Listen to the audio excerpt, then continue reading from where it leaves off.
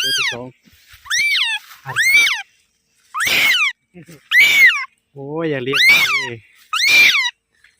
ตัวที่สองนะเด้อทางสุดกลัวข้ามึงได้มึงตัวที่สองนะมันนี่นะโอ้ย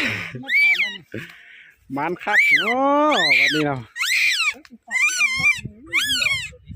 จะปากมันไว้เบิดกันสบายละมันแทมันหวาเอาหอมพัวนี่เด้อสูงกว่า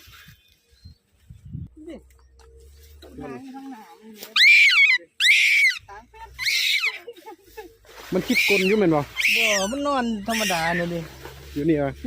นอนเฉยโอ้ยมันก็อยู่วันนี้ประจำเลยเนาะกูกระโดดคุบเลยดูบอลอยู่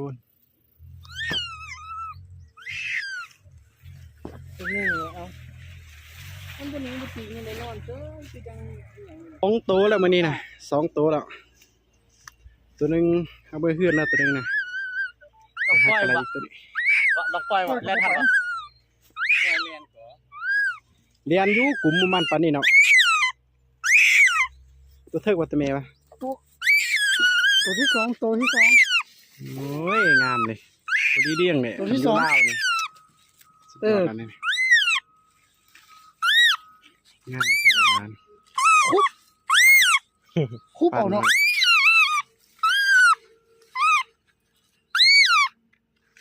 ป่ามาเอาเนี่ยโอ้ความมันจะกินนมนี่บนนอนอยู่นี่บนนึง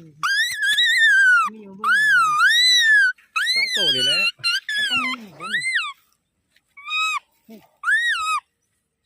ตัวผ่านนี่อยู่ตรงกันลายนะต้นเนาะตัวนั้นใหญ่ตัวน้อยนึงเมียนต้นนั้นใหญ่กว่าน่ะตัวเมื่อกี้นี่ใหญ่กว่าในผ่านสองตัวส่วนหอมบัว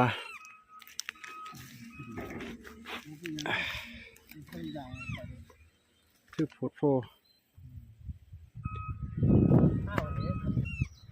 เมื่อกี้เลยตัวนึงอยู่แถวนี้เลยเมื่อกี้นะแต่ว่าคุบเอาตายตัวนั้นนะเราเอาเกี่ยวทุบเลยเป็นตัวนี้นะ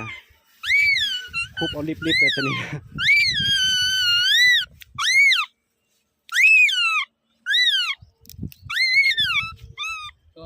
เมย์มันน่าจะไปพุ่นนะเมย์มันอยู่แถวนี้อยู่หลายหอยอยู่หลายอยู่พี่นะหอยฟันอยู่หลายดูสภาพไปเบิ่งห้องฟันเด้อเบิ่งสวนหอมบัวกะถือโพดพี่น้องถือโพดแท้ผ้านี่แหละเดี๋ยวพอมันไปเบิดเลยยอดอันนี้จนเบื่อนะมันกินเลยเป็นทางนี่